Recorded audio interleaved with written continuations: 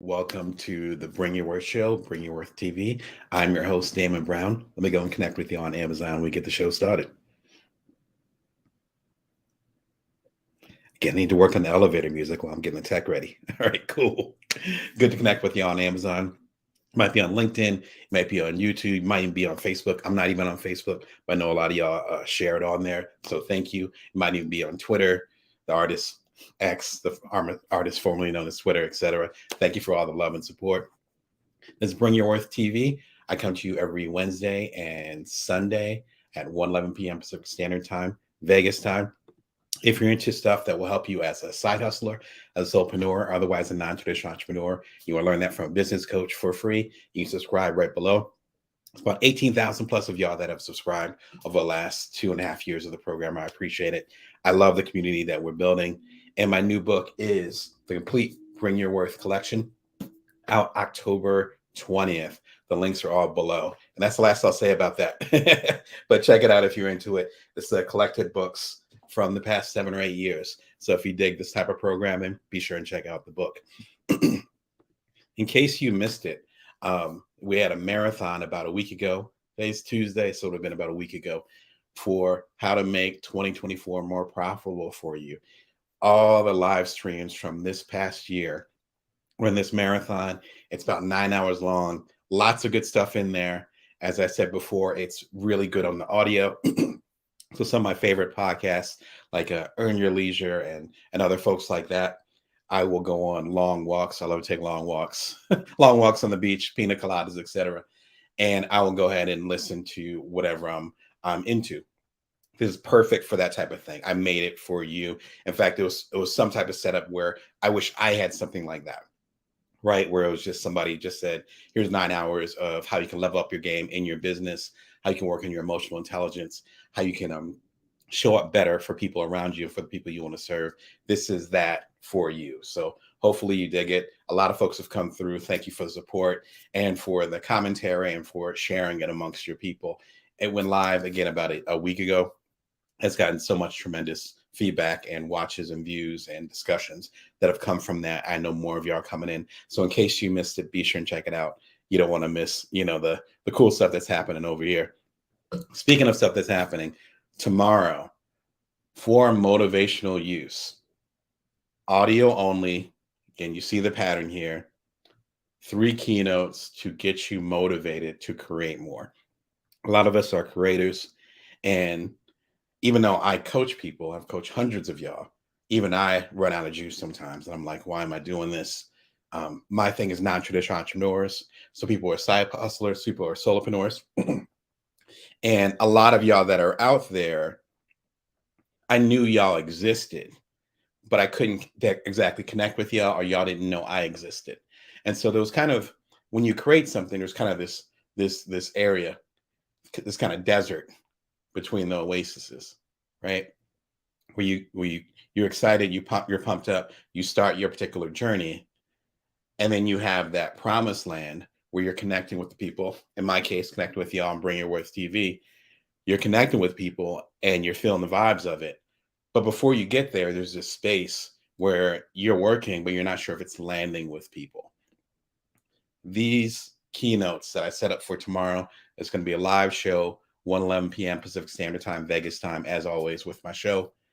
These 3 are set up to get you motivated again. So to get you where you need to go.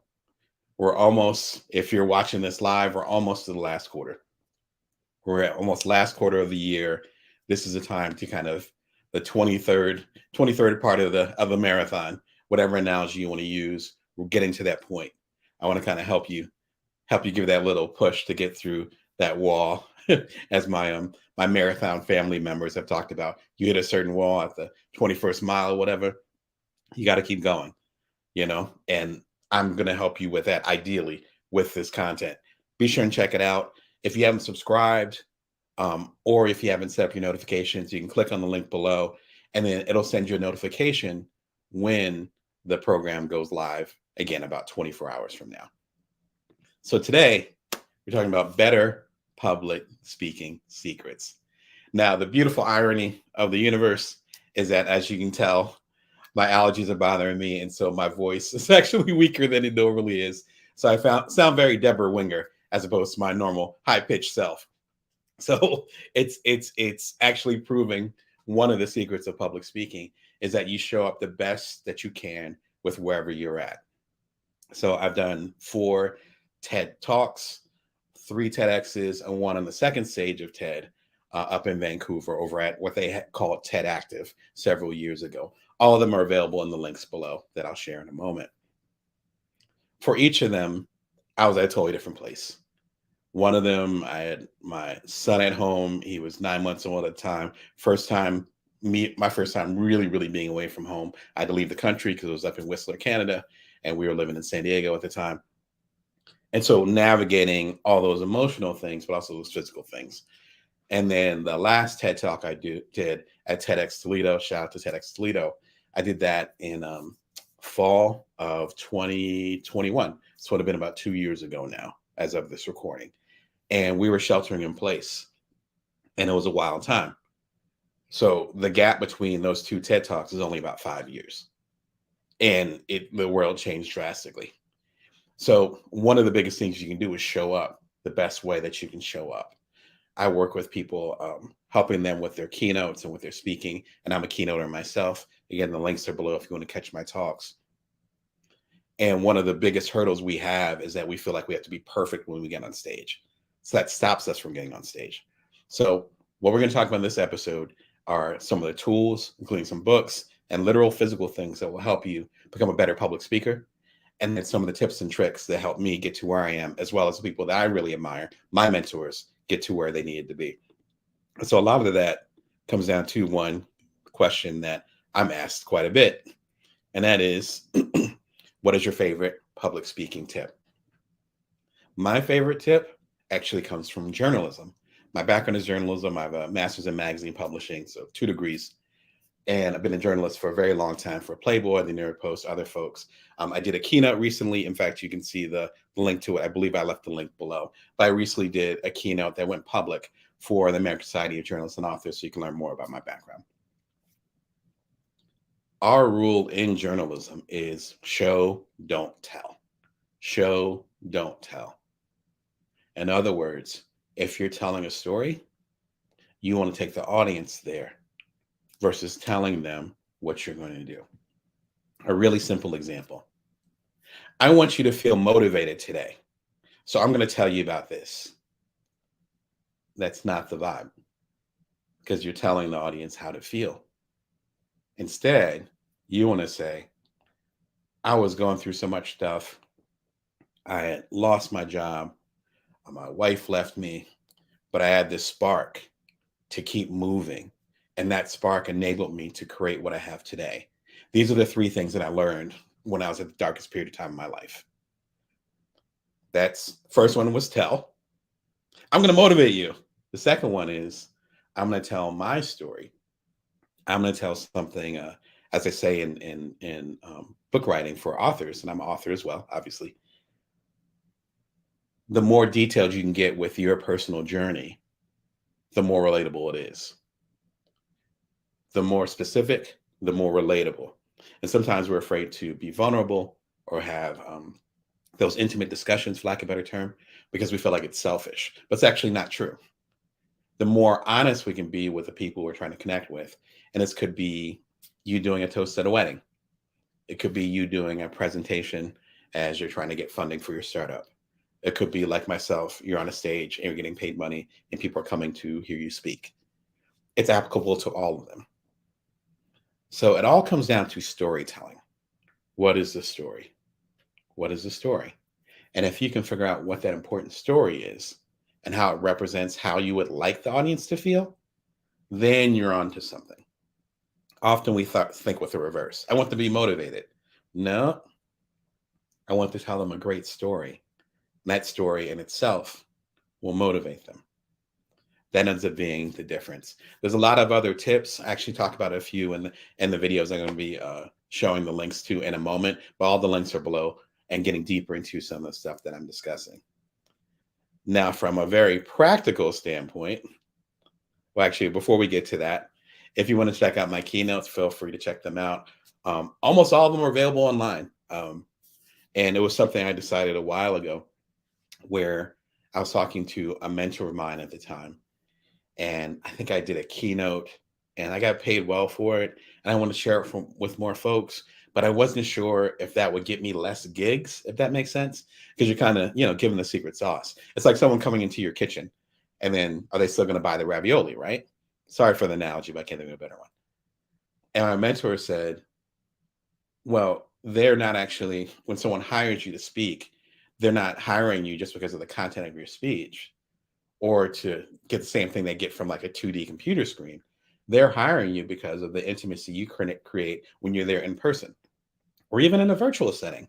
There's a certain connection. That's why I love doing these lives. There's a certain connection that does not happen when I do the recorded videos.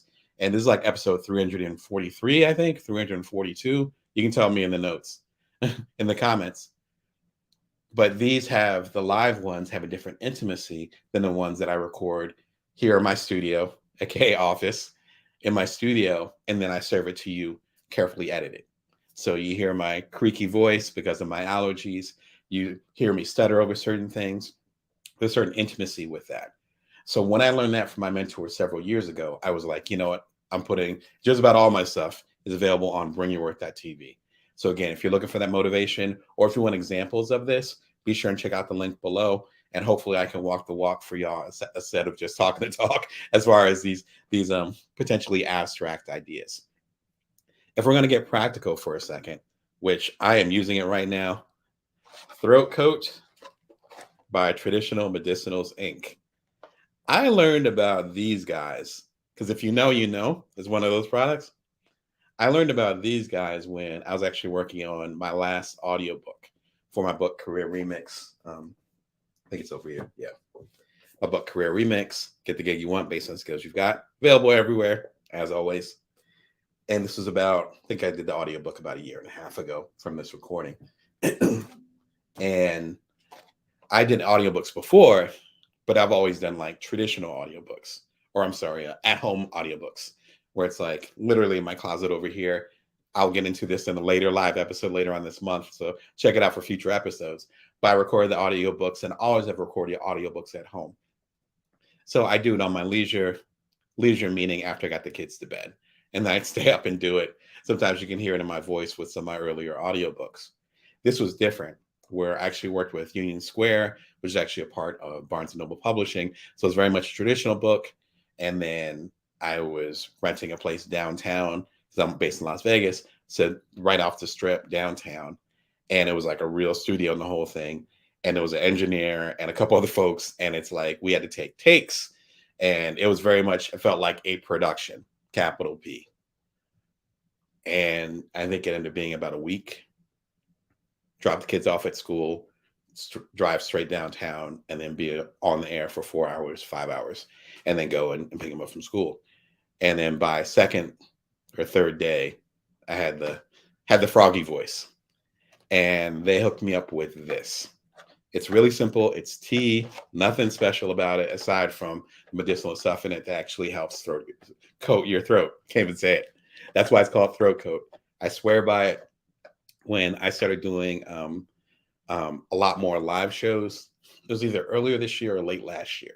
A lot more live shows. I found it online, which is the same link I'm giving you here, and I bought like a box of them. I gave some to my kids. They didn't like the taste of it. It's not the best taste, but if you do it with some honey, it works out well. This is what the pros use. In fact, there's a guy in the neighborhood who was having laryngitis, who also works in like the performing arts. And I was like, oh, it sounds like you have some trouble. Have you tried some throat coat? And he was like, of course. And then he was putting me on game, as they say, where he was like, yeah, everybody uses throat coat. And I was like, how did I not know this? If you're doing a lot of public speaking, if you're doing podcasts, even like you're doing what I'm doing right now, where you're doing a lot of live shows through this month of September, I'm doing all live shows every workday. And so I'm about episode, 6 into this, and my throat's already starting to get itchy. Please rock with this. Yeah, I learned this the hard way. And it was a long time where I didn't know about this. Ended up being hard to figure out how to take care of myself, frankly. Ended up being a tough part of it. So that's a really big tip for that. Excuse me. Speaking of coughs, the other recommendation, should literally take my own medicine. The other recommendation for sound is, I'm going to show it to you and it's going to jack up the sound, but at least you'll see what's going on. The mic, so you guys can see it. There we go. The mic that I'm rocking with right now. So you get the spatial audio for you two that are, you two. Hopefully it's more than two people. Y'all that are listening. I'm gonna go and put the mic down because it's awkward. And I'm sure it's messing up the sound. So it's the Audio Technica. I've never had to say it out loud, so forgive me. The Audio Technica ATR 2100X-USB. Now, immediately the USB part, pardon me, the USB part tells you right away, this is USB, so it plugs right into your computer. I use StreamYard, which is linked below. StreamYard is a website that allows you to do live podcasts or live interview shows, live type of streaming, live streaming as the kids call it nowadays. This plugs right into my, I have a MacBook, plugs right into there. There's also another version of it that uses, is it USB-C? No, USB-A. So USB, as we know it, is actually USB-C. Then there's a tinier USB, which is actually called USB-A. There's a few different versions of it. This works really well for a few different reasons. And I'll get to it again in a future show where I talk more about audio equipment. First of all, this is a cardioid. I think I'm pronouncing it correctly. Again, correct me in the comments for you audiophiles out there. But it's cardioid, which means that you can probably barely see it, but the mic is facing me. So even though I'm probably, I don't know, maybe a foot away from the mic, it's getting rid of and ignoring all the noise around here. So there's a little bit of construction outside. There's always construction in Las Vegas, just to warn you if you ever visit. So there's construction outside. There's a noise from the hot box lamp, which is the light that's being put on me. And most of that is being cut out. Even my kids are at school, but even if my kids were at home, it will be way more focused on me. So that's the first benefit of it. The second benefit is I love the clarity of the sound. I had some previous ones, and I've talked about them in earlier episodes, that were good mics, but they didn't seem to, I guess it's back to the cardioid thing. It didn't seem to focus in. This is important for the second thing I'm going to talk about here. Excuse me. Which is understanding the new world we're in. Each year, I've gotten paid more for my keynotes and/or it's been to bigger audiences. I consider that a blessing. The reason why I bring that up to you is that even though the scale of the audiences I speak to and how much I get paid has gotten higher, I'm actually doing more virtually than I am physically. And so I started public speaking, probably at my first paid public speaking gig, I want to say around the time I first spoke at the second stage of TED. So I want to say about 7 years ago. And I believe the payment was, I'm thinking about a whole bunch of jokes right now that aren't appropriate at the moment, but I got paid decently. And the basic idea was that I had the Bites as Entrepreneur, the first book in the Bring Your Worth series. Again, the compilation's coming out in a month. And I was doing that, but I was selling books in the back, and selling books in the back is actually how I got paid for a lot of these that were free services. You know what I mean? So like the local volunteer groups and Kiwanis and that kind of vibe, local Elks Lodge, that type of vibe. But it taught me my chops. By the time it got to now, then I had my in-person in Benton Harbor. Shout out to them, Lake Michigan University. Around this time last year. It was a little bit earlier than this time last year. So I had that last year. But a lot of my keynotes, including the one for ASJA that I just did a couple months ago, that's now available at bringyourworth.tv, those were virtual. So you have to understand the new environment. So a lot of the speaking you're going to be doing will be through this computer. And that means having the right setup. It means having your lighting good and all those different things. This gets into this a little bit. And then in a future episode, I'm actually going to talk quite a bit more about the setup that I have so you can have good speaking and engagements right here. Particularly if you want to get paid to speak, then you got to level up what you're doing. I'm constantly leveling up my stuff. As I mentioned on a recent live episode, I just improved my lighting, which is why sometimes there's shadows and I'm still trying to get it right. But I know it's a much more powerful light than the ring light that I had for several years.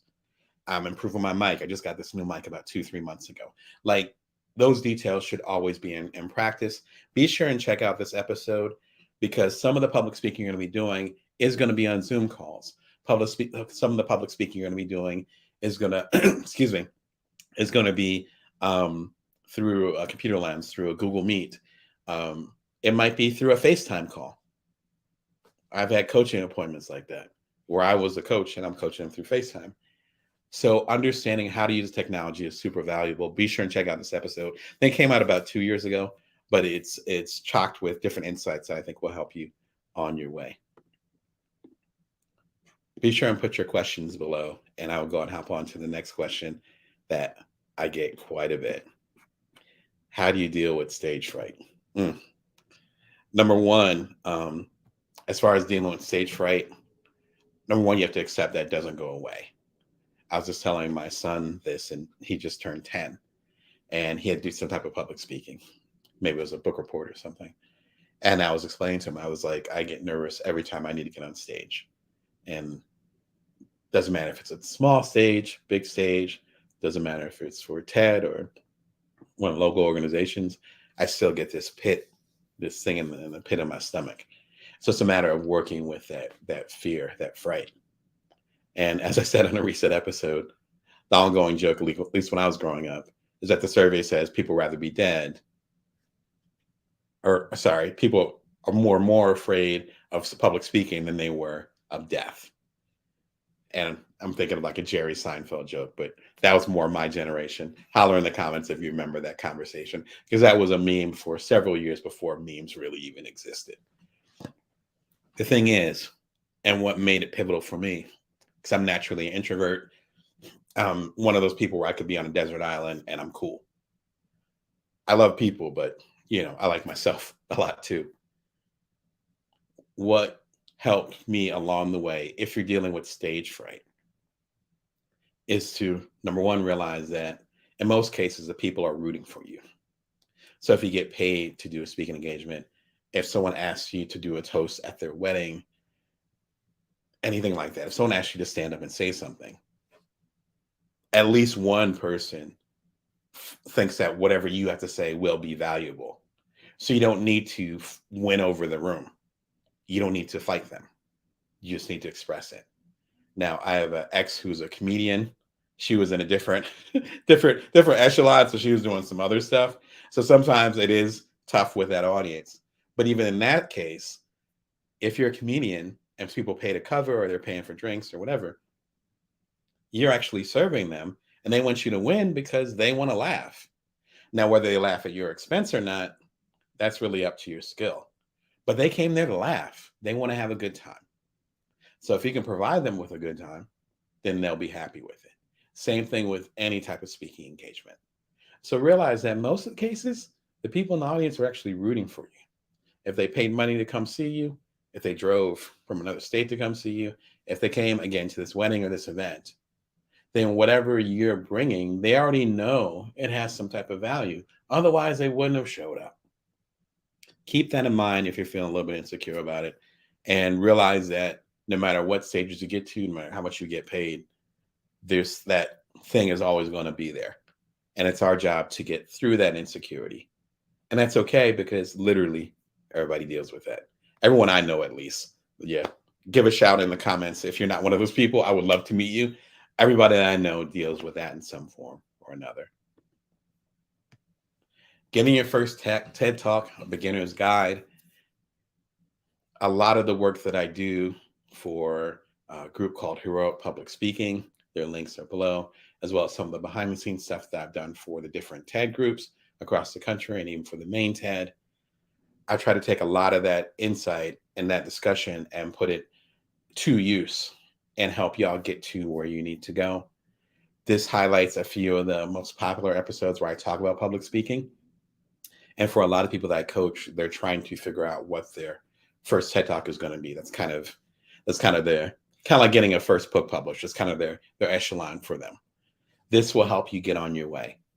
Again, I've done the main stage of, I'm sorry, the second stage of TED at the main TED up in Vancouver, and then done 3 TEDx's, one for TEDx Jackson, shout out to Mississippi, and then 2 for TEDx Toledo, shout out to Will and the rest of the crew over there. There's a certain process and a certain system that you can follow. This will help you get on your way. And if you want to hear it from the horse's mouth, hear from Chris Anderson. He is the leader of TED, at least one of the leaders at this point, but led TED to kind of its great ascension over the last 15 years. This book came out, you can tell it's dusty. This book came out probably about 5-6 years ago. And it's a really good, simple primer as far as public speaking and what goes into, again, specifically a TED Talk. They also talk a little bit about stage fright, if I remember correctly. So be sure and check it out. Really simple book, really straightforward. It's a good book to have on your shelf if you're trying to understand public speaking more. Again, it's the Bring Your Worth show, bringyourworth.tv. And I come to you every Wednesday and Sunday at 11 p.m. Pacific Standard Time, Vegas time. You can subscribe below. It's free. Probably always be free. We're doing a special thing this month where I'm coming to you live every single weekday. This month, I'm excited about it and sipping on my throat coat to make sure I can keep up with y'all. Be sure to put any questions in the comments. The last one that I hear quite a bit: how do you prepare for public speaking? And it's similar to that old joke they used to say in New York, not even my generation, like a few generations back. And someone asked someone, hey, how do you get to Carnegie Hall? And the person says, practice, practice, practice. Dum-dum-dum. I feel like I need a drum fill right there. It's the same exact thing. For me, my particular method is, number one, I stay ready. So my traditional keynotes, I have one major one called Bring Your Worth, which will actually be part of the live program tomorrow. So be sure and check it out. Check in with me. Check it out 24 hours from now. The link is right below. And I mentioned at the top of the show, there are certain talks that I do that I have pretty much memorized. And I might remember like 70% of it, or by the time I'm doing a talk, I remember 110% of it. I remember every single kind of rhythm to it. And of course, that comes with practice. For me, when I get a new keynote opportunity and it's like a month away, a few months away, whatever, then I immediately start writing down ideas. And this is where, again, the index cards come into play, which I've talked about a lot on this show. And I'll take the index cards and write down the high levels of what I want to talk about. And then I'll start practicing the talk, even with just the raw material, almost like raw cookie dough. And I'll just work with the raw material and keep working it and working it and working it. And then as I'm saying it out loud, and it used to be in my closet, now we have a slightly bigger house. Thankful for all the space that's here in Las Vegas. You can have a bigger place. And so I'll do it in my garage. My kids and my wife are used to that. And I'll just practice the talk. Sometimes I'll record myself on my iPhone, just using the basic apps, nothing fancy. And they just keep going through it and going through it and going through it and getting a feel for it. And then there'll be certain insights where they'll just come out of my mouth and be like, oh, I like that turn of phrase. And I'll write that down. And then I'll oscillate, go back and forth between practicing. And then I'm like, oh, I need to write that down. Quite flow right and going back to it. By the time I do a keynote, I usually have practiced it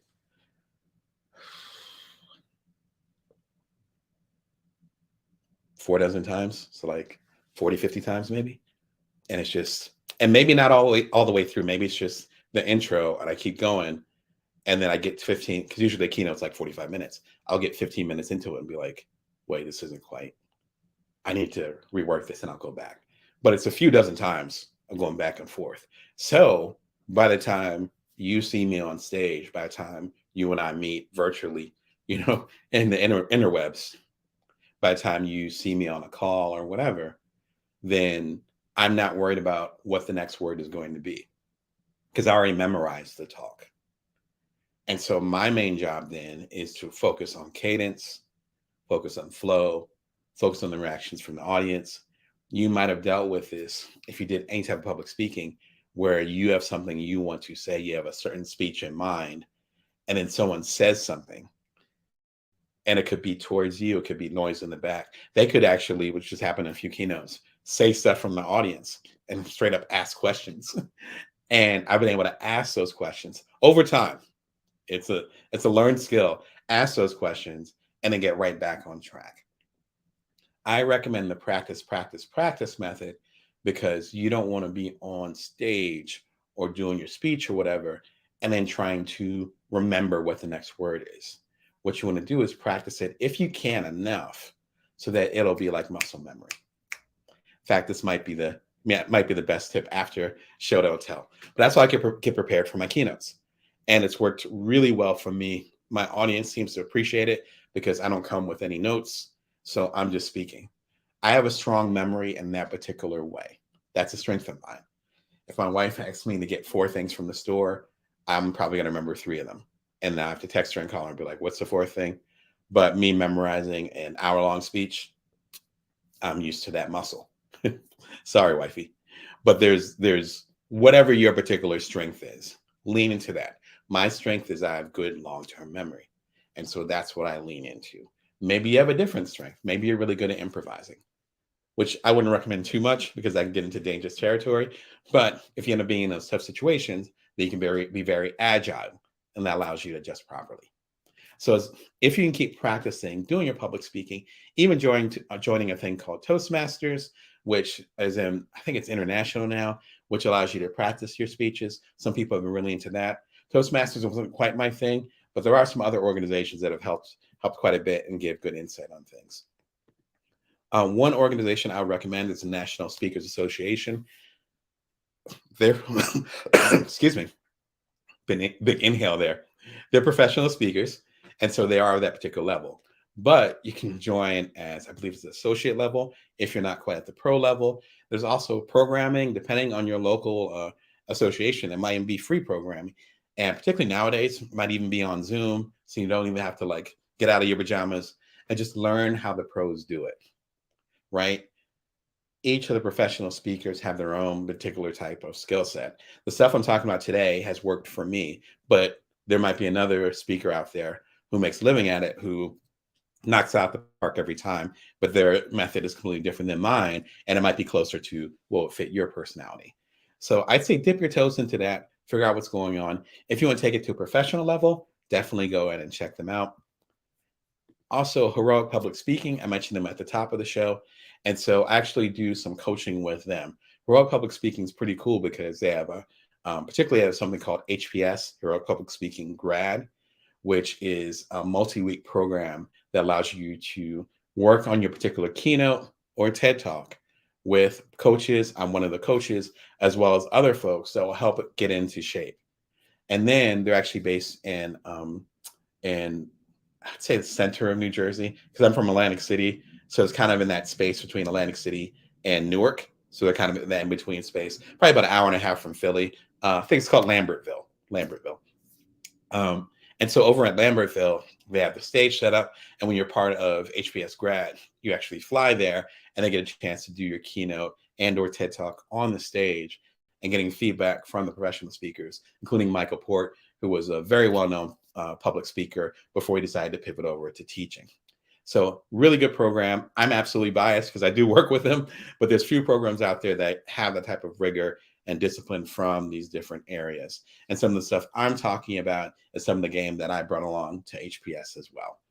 So that's actually the best way that you can work with public speaking, I believe, is to focus on showing, not telling, to make sure you practice what you're saying a lot.